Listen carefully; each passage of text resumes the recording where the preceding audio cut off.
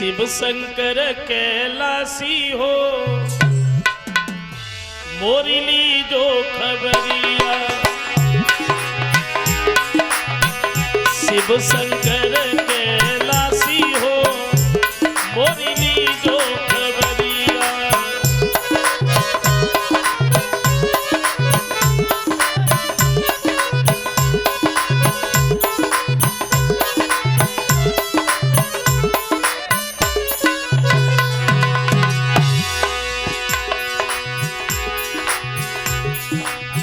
लीजो खबरिया मोरी लीजो खबरिया।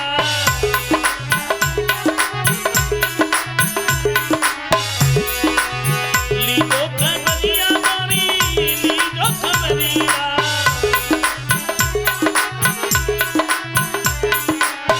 शिव शंकर कैलासी हो मोरी लीजो खबरिया। शिव शंकर कैलासी हो मोरी लीजो खबरिया।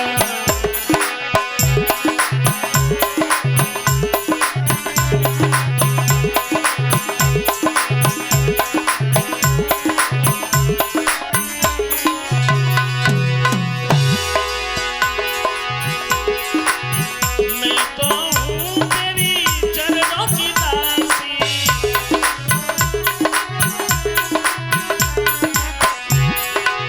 अखियाँ हैं दर्शन की प्यासी।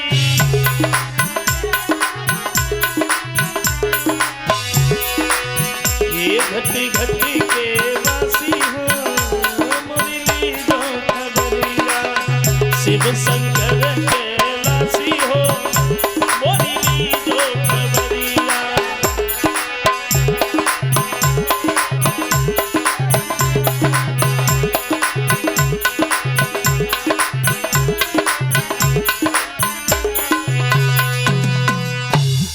गिरजा इधर तपस्या में लीन है। थोड़ा समय बीता है तो एक दिन गिरजा के पास में सप्तऋषियों का आना हुआ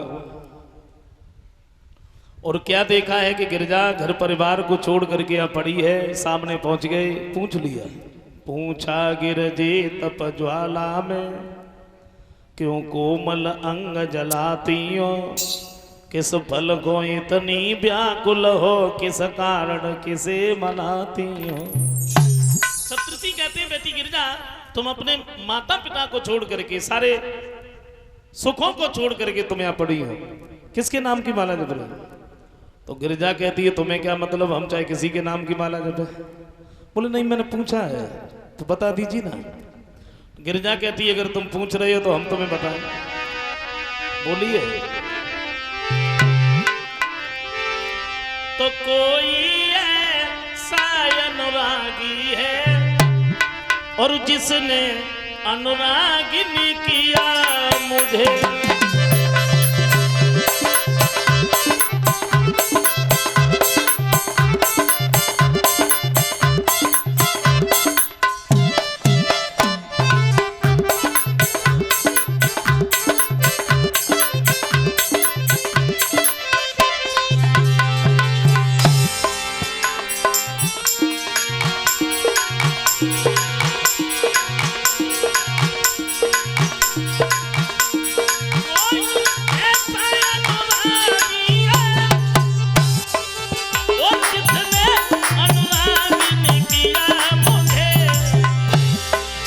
और मन उलझा किसी बैरागी पर जिसने बैरागिनी किया मुझे।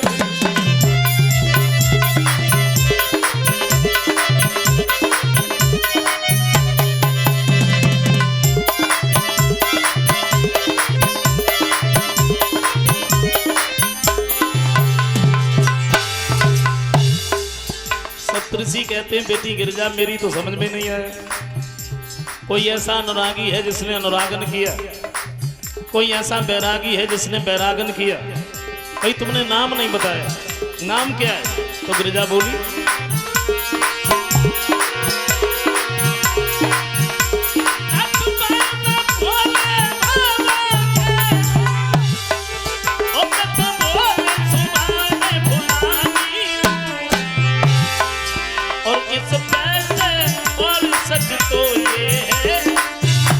शंकर के हाथ बिकावे।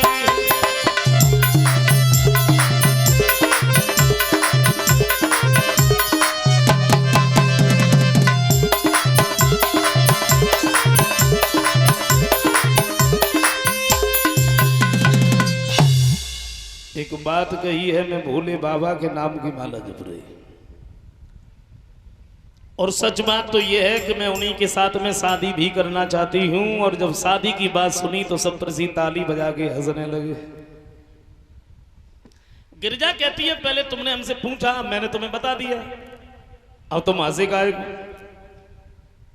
सप्तऋषि कहते हैं बेटी गिरिजा, मेरी समझ में एक बात ये नहीं आई, भला भोले बाबा पर तुमने देखा क्या?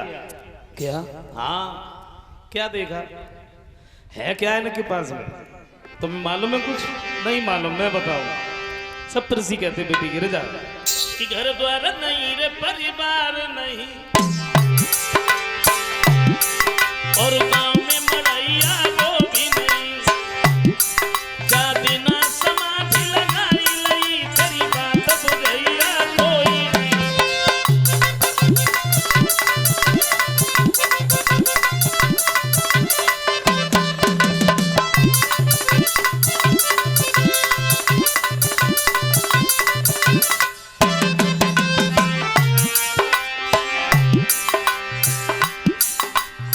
सप्तऋषि कहते बेटी गिरिजा है क्या इनके पास? न घर है न परिवार है, तुम्हें नहीं मालूम? देखो सती जी से कितना बड़ा हित था, कितना बड़ा प्रेम था, जाते थे साथ ले जाते थे, खाते थे साथ खिलाते थे, लेकिन जरा सी भूल बन गई।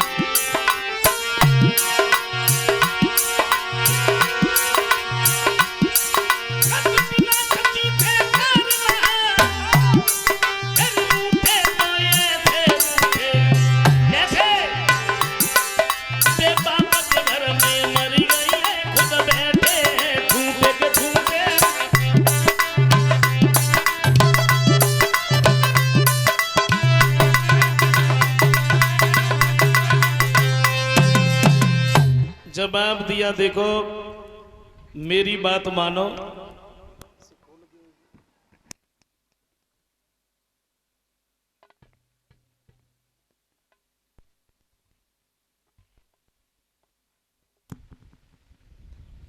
मैं कि तारक अमर है, बोले अमर भी नहीं है, फिर कौन मारेगा? कैसे भगवान शंकर का लड़का ही मार सकता है? अभी तो भोले बाबा समाधि में लीन है, पहले ऐसा करो उनकी समाधि खुलवाओ, उसके बाद में शादी करवाओ, तब लड़का होगा, तब तारक का वध होगा। तो देवता बोले प्रभु कोई और उपाय ना है? क्यों? बोले अभी तो भोले बाबा समाधि में लीन है, और कोई पता नहीं उनकी कब समाधि खुले, कब समाधि खुले, तक बाद शादी हो, तब कौन लड़का हो, और तब तक तो एक भी देवता नहीं बचेगा, सबको मार देगा। बोले और कोई उपाय है नहीं। अब भोले बाबा की समाधि खुलवाने जाए कौन? अगर कोई गया और इन्हें क्रोध आ गया तो वो जल के राख हो जाएगा। कोई तैयार नहीं हुआ तो कामदेव कहने लगे मैं जा रहा हूं। पत्नी रति को अपने साथ में लिया और कामदेव जब वहां से चले हैं, कैलाश पर्वत पर पहुंचे हैं, काम ने अपनी सारी लीला दिखाई। बड़े सुंदर सुंदर वृक्ष हैं, पुष्प खिला दिए, झरने वो भी झरने लगे। कामदेव ने जब लीला दिखाई,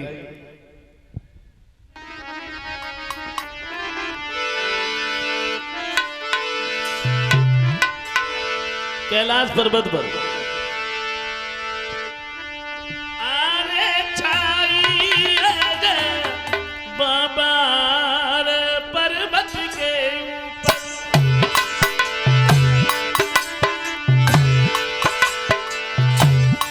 छाई बाबा पर्वत के ऊपर,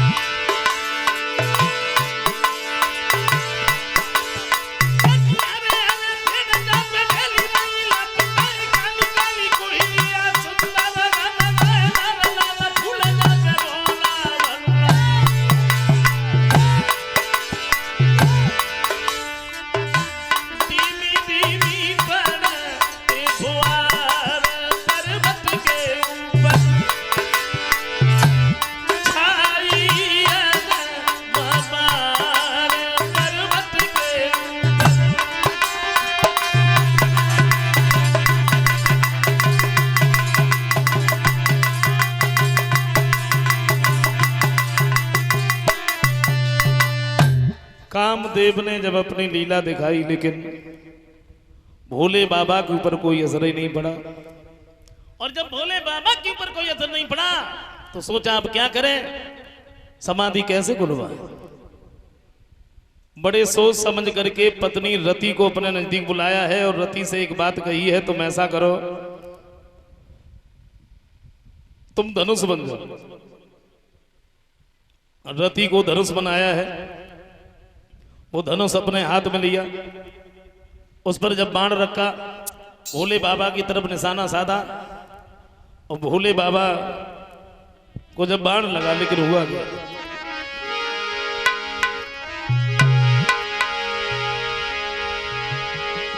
तो उस पर रखा हुआ कुसुम बाण और मारा निशान त्रिपुरारी के। बाण के साथ ही ध्यान खुला, खुल गए नेत्र सवारी के।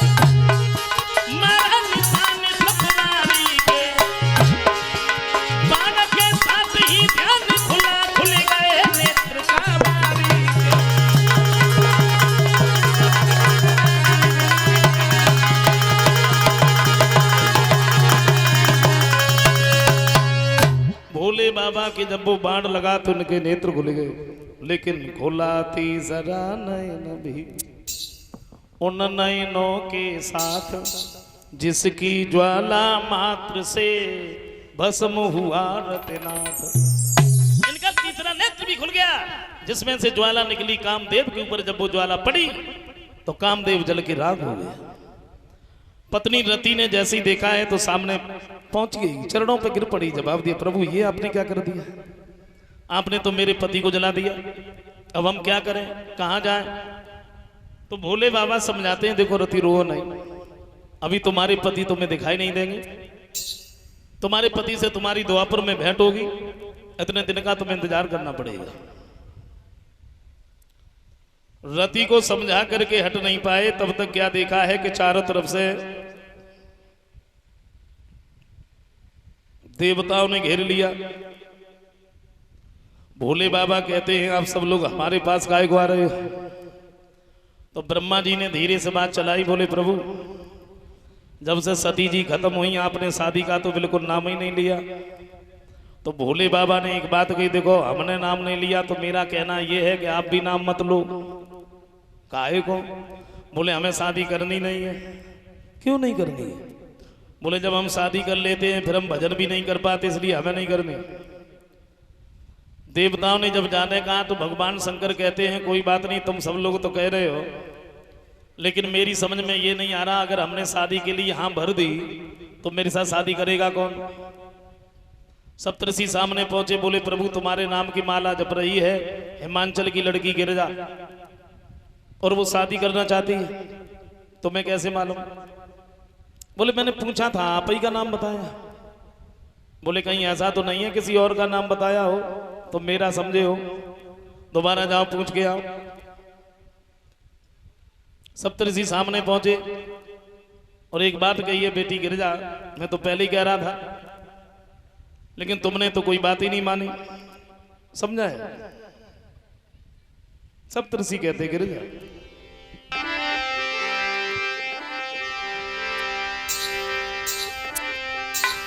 तो गिरिजे हम पहले कहते थे, और क्यों ना हक माथ न चाहती हो।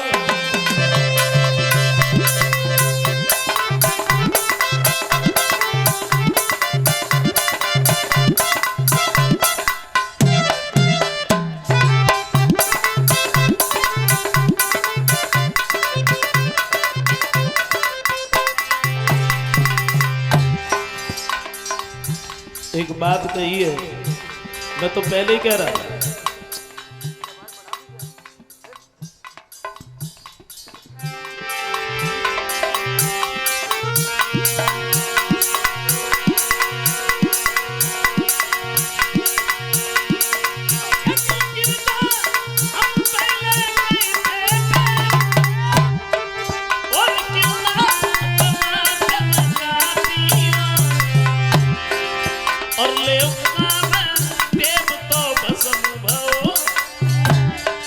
नागिन पे ब्याह खाती हो।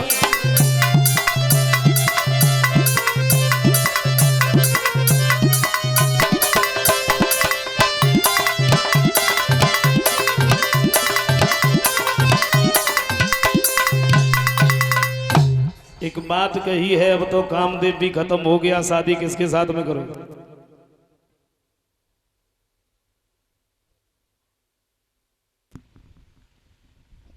गिरजा कहती है माफ करना, उस दिन हमने तुम्हें बड़ी मुश्किल से भगा पाया, दोबारा फिर चले आए। अभी तो कामदेव खत्म हुआ, चाहे ये सारा संसार क्यों न नष्ट हो जाए, लेकिन हम शादी करेंगे तो भोले बाबा के साथ। सप्तऋषि कहते बेटी गिरजा, सच बात तो ये है कि भोले बाबा ही ने तुम्हें भेजा है, तुम ऐसा करो तुम अपने घर पर जाओ और हम बारात लेके आ रहे। गिरजा को तो घर पर भेज दिया। ऋषि नारद ने हिमांचल को खबर दी है कि गिरजा की शादी की तैयारियां कर लो।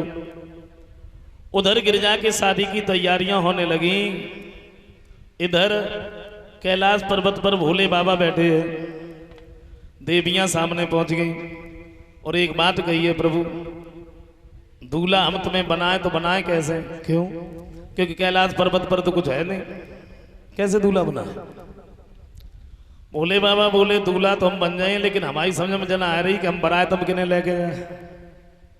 कैलाश पर्वत पर खड़े हुए और सब भूतों को सुनाए कि एक बात की, भैया तुम सब लोग हमारी बारात को चलोगे। और जैसे ही भूतन ने सुनी, सुबह नाच उठे, बड़े दिन में नंबर लग पाओ बरात को। बराती लोग सब तैयार, बराती रहे कैसे? अगर एक की तरफ देखो तो पूरे शरीर पे आंखें ही आंखें रहे, उनके कान रहेंगे। दूसरे की तरफ देखो तो पूरे शरीर पे कान ही कान, उनके आंख ही ना। धड़ है तो सिर नहीं है, सिर है तो धड़ नहीं है। तो छोटे छोटे बच्चों का वेश धारण करके शुक्र और शनि जरूर चले बारात में। देवियां बोली प्रभु बारात तो तैयार है, लेकिन बिना दूल्हा के बारात कैसी? और दूल्हा हम तुम्हें बनाए कैसे? क्यों? बोले कैलाश पर्वत पर तो कुछ है ही नहीं, कैसे दूल्हा बना? भोले बाबा बोले तुम दूर बैठी बैठी हमें बताओ कौन सी चीज की जरूरत है, दूल्हा तुम खुद ही बन जाए, बोलो। देवियां कहती प्रभु जब दूल्हा बारात में जाता है तो सबसे पहले तो हल्दी लगाई जाती, और हल्दी कैलाश पर्वत पे कहाँ रखी जो हम लेके आए? भोले बाबा बोले हल्दी तो ना रखी है, फिर क्या करोगे? तो हल्दी के बदले में पूरे शरीर से भस्म लपेट ली। और बोलो। देवियां बोली प्रभु कोई बात नहीं, चलो ये तो काम चल गया, लेकिन दूल्हा जब बारात में जाता है तो हाथ में कंगन हो, कंगन कहां से लाओगे? देखत रहे फिर कहा देखी सामने से एक पतली सी नागिन जा रही, पकड़ी हाथ में लपटेरी, ऊपर से कालू बा बिच्छू रख लो, वो कंगन बनेगो। और बोलो। देवियां बोली प्रभु कोई बात नहीं, चलो ये भी काम चल गया, लेकिन दूल्हा जब बारात में जाता है तो सिर पे मोहर हो, मोहर कहां से लाओगे? कहा देखी भोले बाबा ने सामने से एक बड़े फन वालो नाग जा रो, पकड़ो सर पे लपटेरो, फिर सीधो करवाए दो, मोहर बनेगो। अद्भुत रूप बना रहे बैठे बैठे। एक भूत भागा, मृगछाला लेके आया, पहना दी। दूसरा भूत भागा, बड़े बड़े नागों को पकड़ के ले आया, कमर के चारों तरफ लटका दिए। अद्भुत रूप।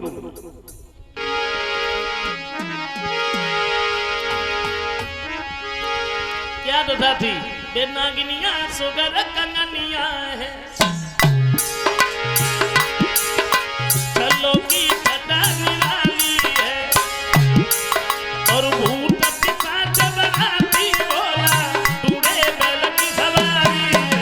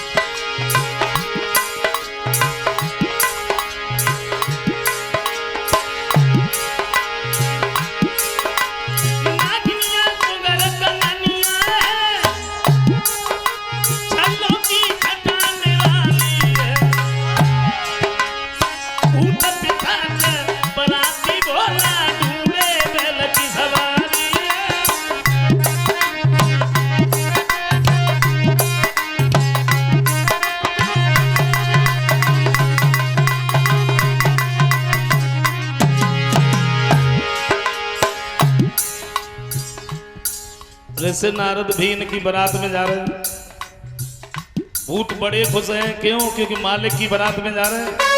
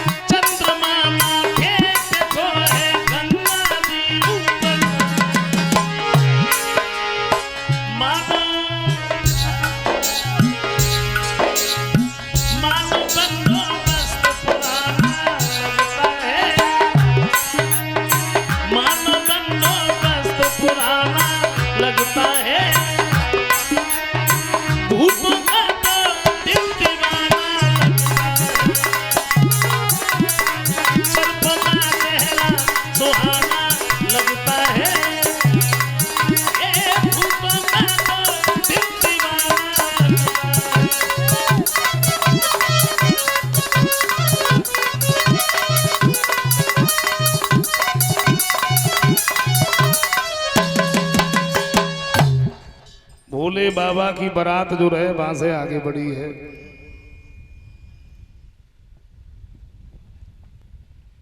भोले बाबा नंदी पे सवार हैं, भूत जो हैं पीछे से बड़ो ऊधम करें, हो कत बजा रहे हैं। वैसे नारद को अच्छा नहीं लग रहा। नारद कहते हैं प्रभु कहिए, ये तो बड़ा ऊधम करें, आप भी मना नहीं करते, काहे नहीं रोकते ने? और भोले बाबा ने पीछे मुड़ के देखो, भूत सब शांत, और जैसे ही आगे घुमाओ करो वे पीछे से फिर हो करे उठे। उनने फिर पीछे घुमाओ करके देखो, भूत फिर शांत, फिर आगे घुमाओ करो अब तो और तेजी से और करे उठे। सोचिए अब जे ऐसे नहीं मानेंगे तो पहले तो धीरे धीरे गाय रही रे शंकर की परतिया, धीरे धीरे गाय रही रे भोले की परतिया।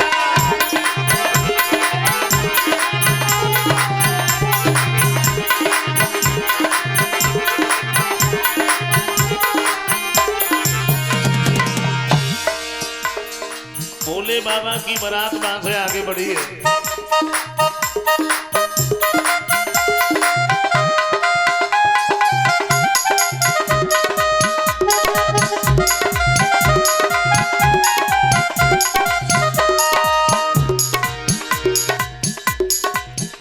हुआ क्या?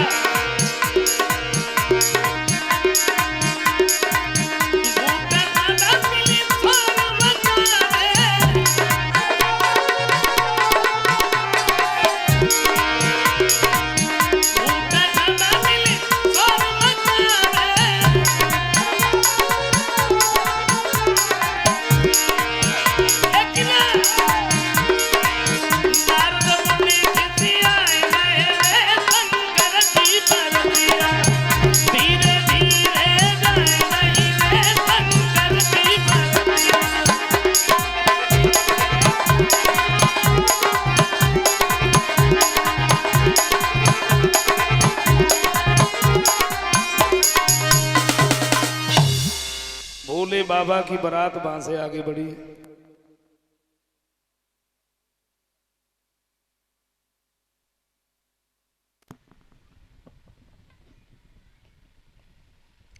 बारात जो रहे हिमाचल के नगर के बाहर पहुंची है और छोटे छोटे बच्चों ने सुन लिया कि बारात आई है, तो बारात देखबे के लिए घर से बड़ी तेजी से भागे। बारात देखबे के लिए, लेकिन बारात के ज्यादा नजदीक ना पहुंचे, दूर से जैसे ही भूत देखे तो जितनी तेजी से घर से भाग के आए थे उतनी तेजी से फिर भागे घर की तरफ, अपनी अपनी मैया के पास पहुंचे।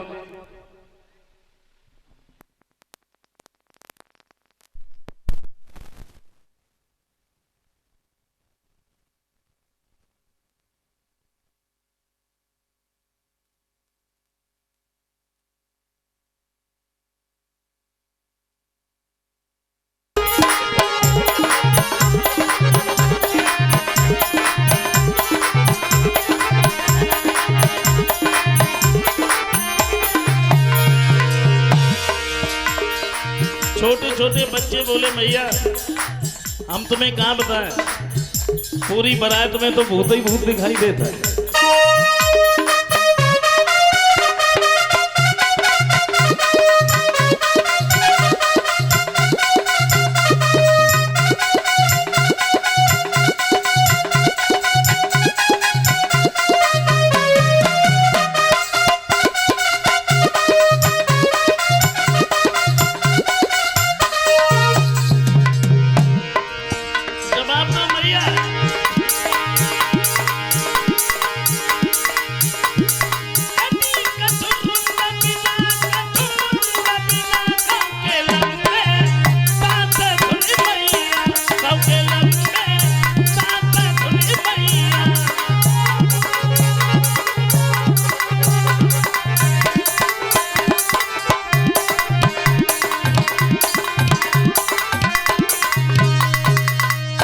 जवाब दो मैया, पूरी बारात में तो भूत ही भूत है।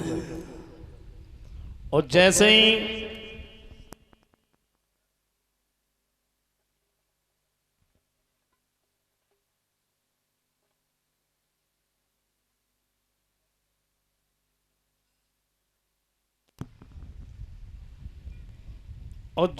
गांव के लोगों ने सुना कि बारात में भूत आए हैं तो सबने अपने अपने घर के दरवाजे बंद कर लिए। क्यों? सोची कहूं भूत बारात में से निकल के घर में न घुसो, चलो हुआ बाहर कोई ना रहो। बाहर बे लोग रह गए जो थोड़े हिम्मत बाय रहे सो, और दूसरे बे जो बेचारे खटिया पे से बिल्कुल उठ ही ना पाते। घर वालों ने सोची बोले जहां परे वहां चुपचाप परो रामदेव, और हमने अगर इन्हें उठाओ भूत को उठाते भी ना दाबिले। अब ऐसा ना भाव कि मतलब बारात में भूत गए तो खुशामद ना भाई, खूब भाई, लेकिन भाई दूरी दूर पे 2-4 खेत दूरी पे सामान रख के बाहर ठाड़े होते और भागते में चिल्लाते जाते हैं, बोले भैया आप मिलके खाते रहियो, हम तो जे चले। बड़ी खुशामद भाई। शाम को समय बहुत दरवाजे को जैसे नारद सामने पहुंच गए और एक बात कही, प्रभु अब आप दरवाजे पे जा रहे हो? तो भोले बाबा बोले इसमें कहने की क्या बात है भाई, शादी करने आए तो दरवाजे पे तो जाना पड़ेगा। नहीं नहीं मैं बोल और तन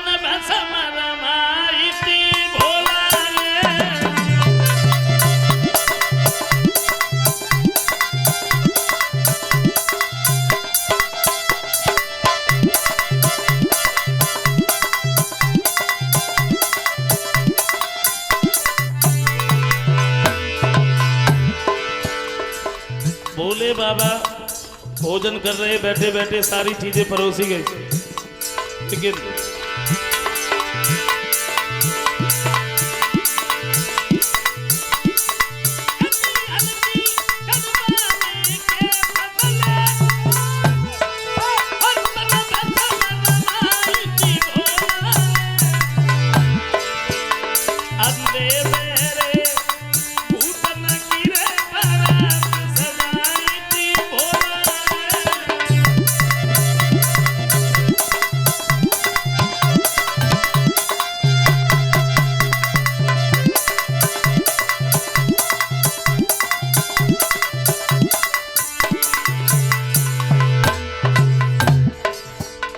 सब चीज परोसी गई। अब भूत जो सोच रहे पहले जल्दी जल्दी अपनी खा लें, बाकी बाद में दूसरे की देखें। अच्छा अंत तो कौन कुछ ना है बहु, और जहां भोले बाबा बैठे रहे बस वहीं थोड़ी सी गड़बड़। कैसी?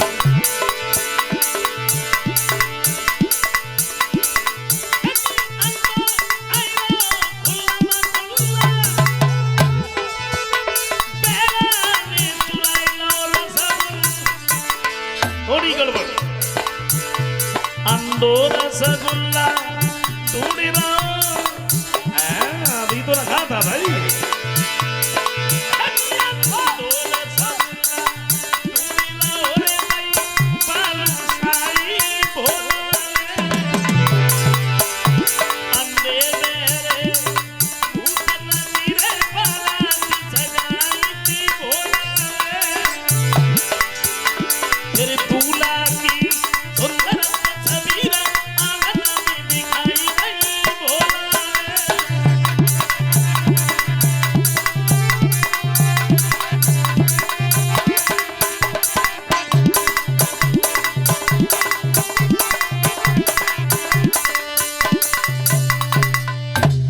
बड़े हर्ष उल्लास के साथ में सबने भोजन किया है। भोले बाबा गिरजा को साथ में लेकर के ये कैलाश पर्वत पर आते हैं। एक बार भगवान शंकर और गिरजा बैठे हुए थे तो देवताओं ने आवाज लगाई, प्रभु हमारी रक्षा करो, अब ये तारक हमें जीवित नहीं छोड़ेगा। भोले बाबा और गिरजा को जब क्रोध आता है तो कार्तिकेय नाम का लड़का उत्पन्न हुआ। उन कार्तिकेय के द्वारा उस तारक का वध हुआ। बड़े आनंद से कैलाश पर्वत पर रहने लगे। अब आइए गौर करते हैं यहां से आगे, लेकिन छोटा सा एक लाइन का कीर्तन बोल लेते हैं, फिर आगे की कथा सुनते हैं। सब लोग बोले।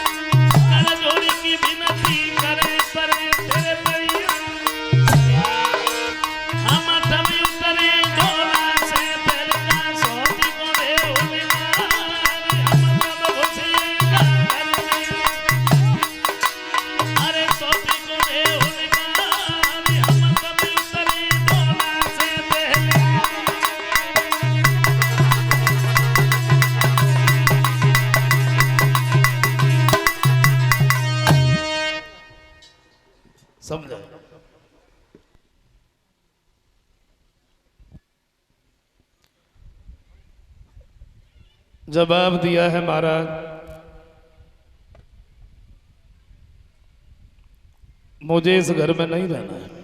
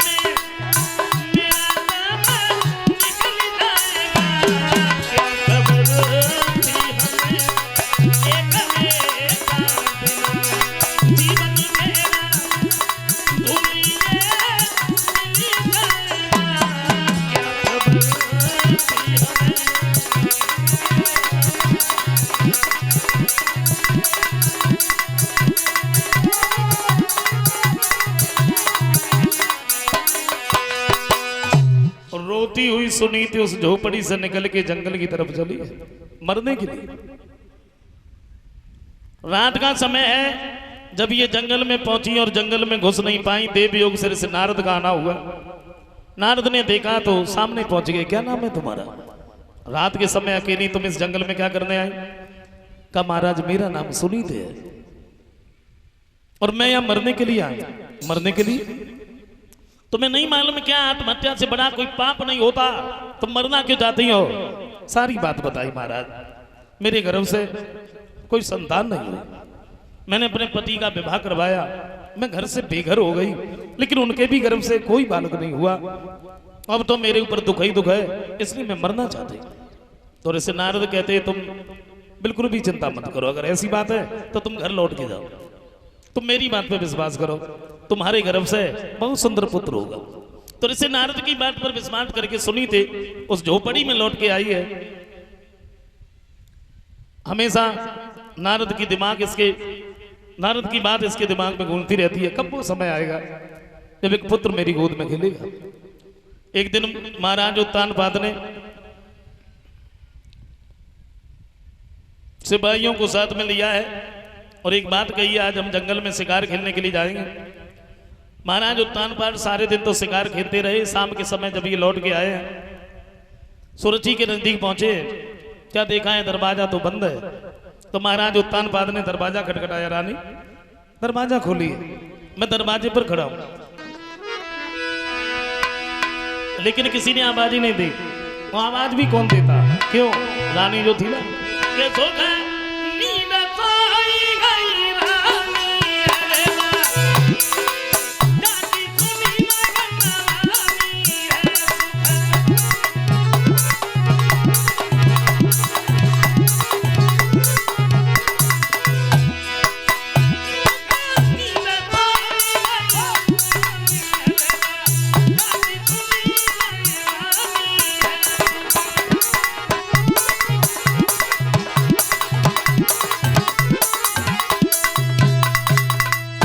देखा रानी तो पहले से ही सोई हुई। महाराज उत्तानपाद दरवाजा खटखटाते रहे। उसके बाद जब इन्हें सुनीत का ध्यान आया, दरवाजा तो खटखटाना बंद कर दिया, अश्व पर सवार हुए, तत्काल ही सुनीत के नजदीक पहुंचे हैं। रात का समय था। सुनीत ने देखा तो झोपड़ी से निकल के आई है। अच्छा आसन तो नहीं था, बड़े प्यार से उसी घास के ऊपर बैठा लिया। आइए महाराज बैठिए। महाराज उत्तानपाद बैठ तो गए। एक बात कही है रानी, तुमने मेरी एक भी बात नहीं मानी। शादी करने के लिए अगर तुम हमें विवश न करती तो आज ये दिन तुम्हें देखने के लिए नहीं मिलता, और तो तुम्हारे ऊपर दुख ही दुख है, दुख के अलावा और कुछ भी नहीं। सुनीति कहती है महाराज आपको कैसे मालूम है कि हमारे ऊपर दुख है? पत्नी को चाहिए पति बड़े सुख से रहे, और जब पति के ऊपर कोई दुख नहीं है, कोई कष्ट नहीं है, कोई कलेश नहीं है, तो पत्नी तो उससे पहले ही सुखी है। जब आप बड़े आनंद से रह रहे हैं तो भला मेरे ऊपर क्या दुख हो सकता है? श्री सुखदेव जी समझाते हैं राजन, महाराज उत्तानपाद एक रात अपनी बड़ी रानी के पास में रुकते। सवेरा जब हुआ तो ये छोटी रानी के नजदीक पहुंचे। क्या देखा, रानी दरवाजे पर ही खड़ी है। अंदर घुसने के लिए हुए तो रोक लिया, ठहरो, कहाँ गए थे? सारी रात कहाँ रहे? बोले मैं तो शिकार खेलने गया था। बोले झूठ बोल रहे हो, मुझे मालूम है।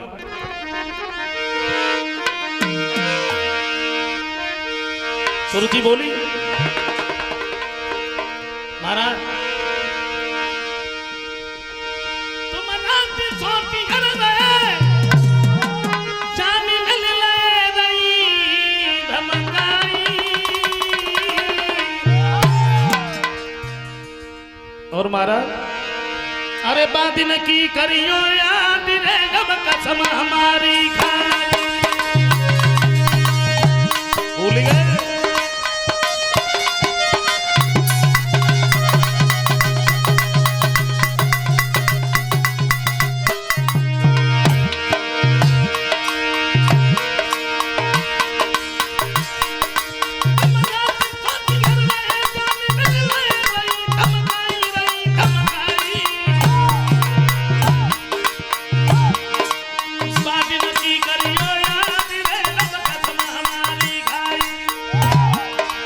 नहीं। जब धरी की नारी सकरानी है, बाबा पेट में पानी है।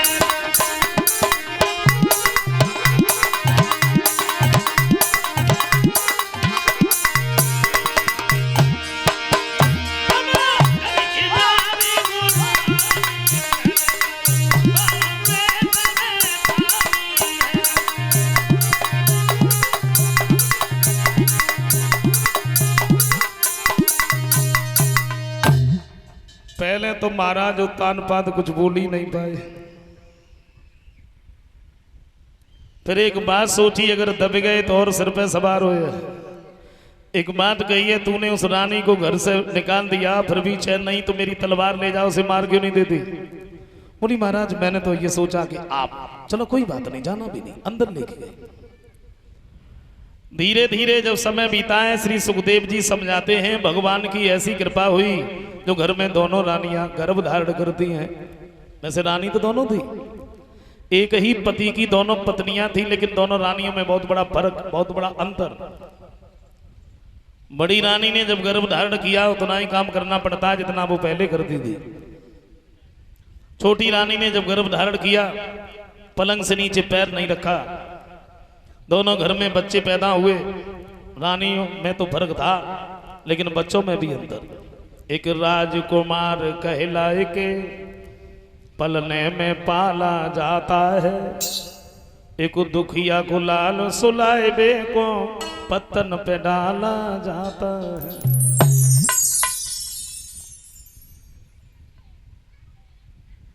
महाराज उत्तानपाद को खबर दी है तो बड़े प्रसन्न हुए। सोच रहे काम एक बच्चे को तरस रहे थे, और आज हमारे घर में 2 बालक। दोनों बच्चों के जब नाम रखवाए गए, बड़ी रानी के जो पुत्र हुआ उसका नाम ध्रुव रखा, छोटी रानी के जो पुत्र हुआ उसका नाम उत्तम रखा। अपनी अपनी किस्मत को लेकर के दोनों बच्चे घर में बड़े होने लगे। किस्मत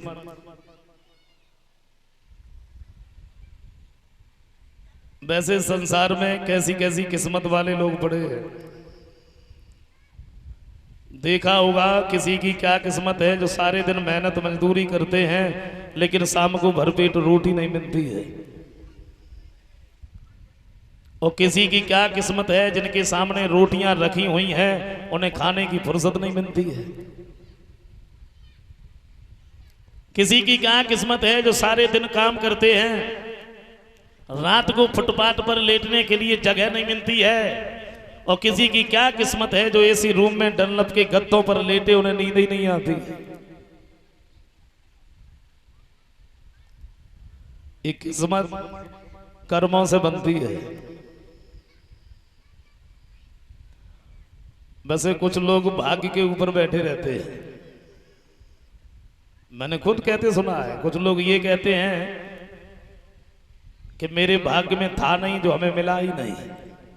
भाग्य में था नहीं वो मिला नहीं, लेकिन ये नहीं कहेंगे कि हमने कुछ किया ही नहीं तो मिला कहां से। जब कुछ किया ही नहीं तो मिलेगा कहां से। कुछ लोग ये कहते हैं कि मेरे भाग्य में होगा सो हमें मिलेगा, भाग्य में होगा सो मिलेगा। क्या ऐसा हो सकता है? वैसे भाग्य माने कुछ है ही नहीं। अगर भाग्य माने कुछ है, प्रैक्टिकल कर लो। कथा में से घर पे जाओ, एक कमरे में बंद हो जाओ, अंदर से ताला लगा दो, चाबी बाहर फेंक दो, अब बड़े आराम से बैठ के ये कहो मेरे भाग्य में होगा सो मिलेगा। क्या ऐसा हो सकता है? ये भाग्य माने कुछ है नहीं। हमारा आज का अच्छा कर्म ही कल का सौभाग्य है, और हमारा आज का बुरा कर्म ही कल का दुर्भाग्य है। ये भाग्य कुछ नहीं।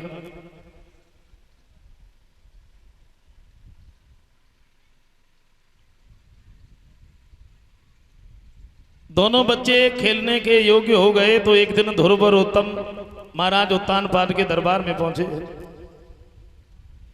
महाराज ने अपने दोनों बच्चों को आता हुआ एक साथ में देखा तो बड़े प्रसन्न हुए। बड़े खुश होकर के ध्रुव को अपनी गोद में ले लिया। कुछ अच्छे विचारों के लोग बैठे थे, ये महाराज की बड़ाई करने लगे। बड़े अच्छे विचार है महाराज। दोनों बच्चों में कोई फर्क नहीं मानते, कोई अंतर नहीं मानते, और ऐसा होना चाहिए। लेकिन एक नीच बुद्धि वाला इंसान बैठा था, चोगिला। और चोगिला चूक तो है नहीं, गाय कहो चाहे रोए, घर घर फूट कराए दे, करे एक के दो। नीच बुद्धि वाले जो इंसान होते वो नहीं मानते। एक कभी कहते हैं कि आदत वाले कभी आदत नहीं भूलते।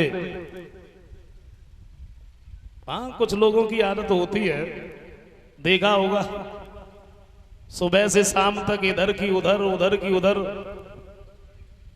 इसके अलावा उन्हें कोई मतलब ही नहीं है। वैसे एक बात कहें, लोग ये कहा करते हैं कि अपना दुख किसी से कह दो तो मन का बोझ कुछ हल्का हो जाता है। अपना दुख अगर किसी से कह दो तो मन का बोझ कुछ हल्का हो जाता है। लेकिन मैं तो ये कहता हूं कि अपना दुख किसी से मत कहो, किसी से मत कहो। क्यों? पहली बात आप ये सोचो कि आपका दुख सुनेगा कौन? कौन सुनेगा? भाई जो सुखी होगा वही तो सुनेगा। और यहां सुखी है कौन? थोड़ी बहुत देर के लिए अगर कोई व्यक्ति बैठा बैठा आपका दुख सुन रहा है तो उसके संस्कार हैं न, वो नहीं चाहता कि आप अपना दुख उसके सामने रोए बैठ गए। अच्छा, एक बात और देखो, आप अपना दुख किसी के सामने बैठे बैठे रो रहे हो, बता रहे हो उसको, और वो आपकी चेहरे की तरफ देख रहा है। क्यों देख रहा है मालूम? वो इसीलिए देख रहा है आप कब बंद हो तब हम अपना रोए। हाँ? और यहां किसी से अपना दुख मत रो, क्योंकि लोगों के ऐसे विचार हो गए। जब तक आप बैठे रहेंगे आपसे बड़े दुखी हो करके सारी बातें पूछते रहेंगे, और जैसे ही आप उठे दूसरा बैठ गया, बड़े खुश होकर के उसे बताते रहे।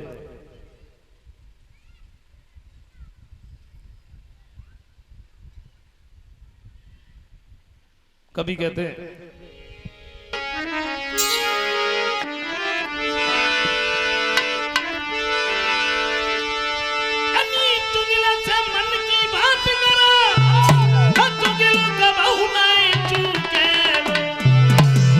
और अंडे में भैंसिया कुटबैयो और वो ना की 11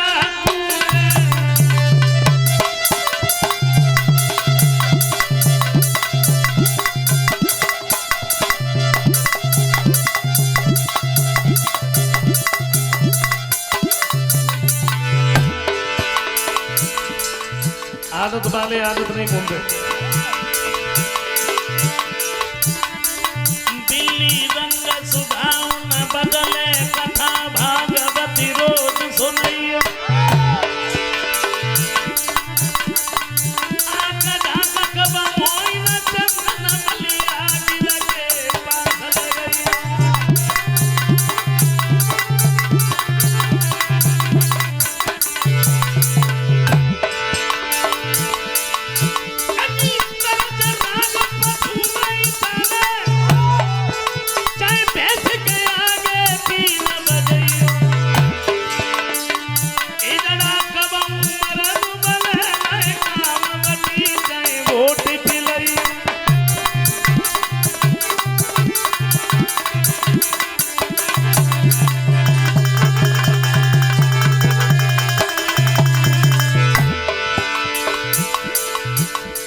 तभी कहते हैं आदत वाले आदत नहीं बोलते।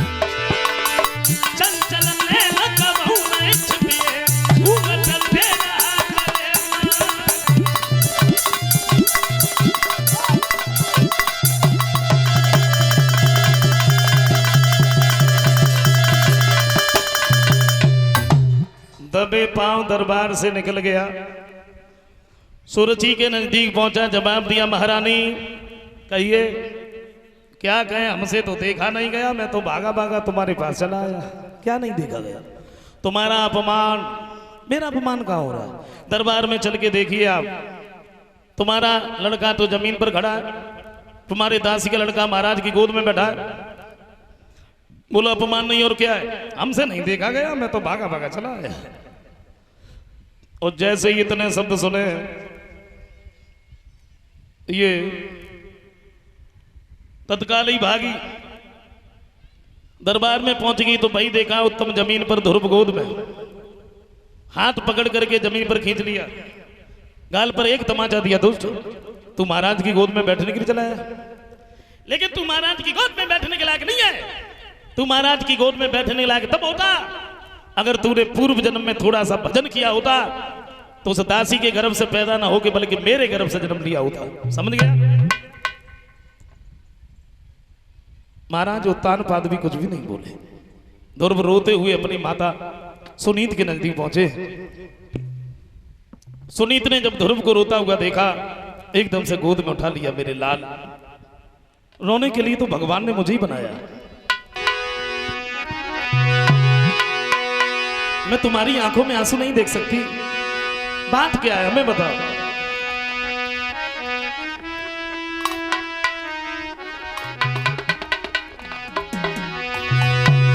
गोद में उठा करके जवाब दिया, बेटा ओ दुखियारी के लाल टोई किसा बेदर्दी ने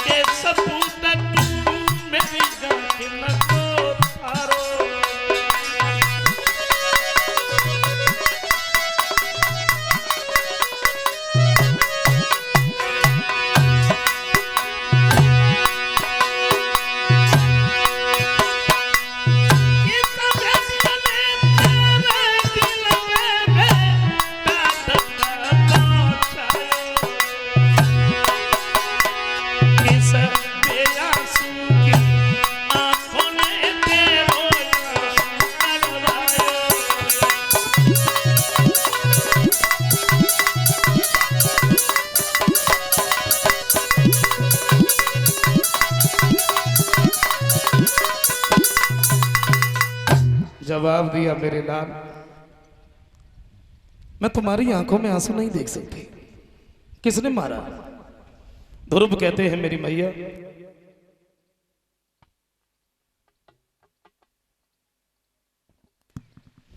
मैं और उत्तम भैया पिताजी के दरबार में खेलने के लिए गए। पिताजी ने तो मुझे अपनी गोद में ले लिया, मौसी पता नहीं कहां से भागती हुई चली गई। उन्होंने मेरे गाल पर एक तमाचा दिया। तो सुनीत कहती है, बेटा मैं तो ये सोच रही थी कोई और बात है, वो तो अपने हैं। मार दिया तो क्या होगा, रोते काहेगा। ध्रुव कहते मेरी मैया अपने हैं इसलिए तो कुछ ज्यादा लग रही है, और ये सच है।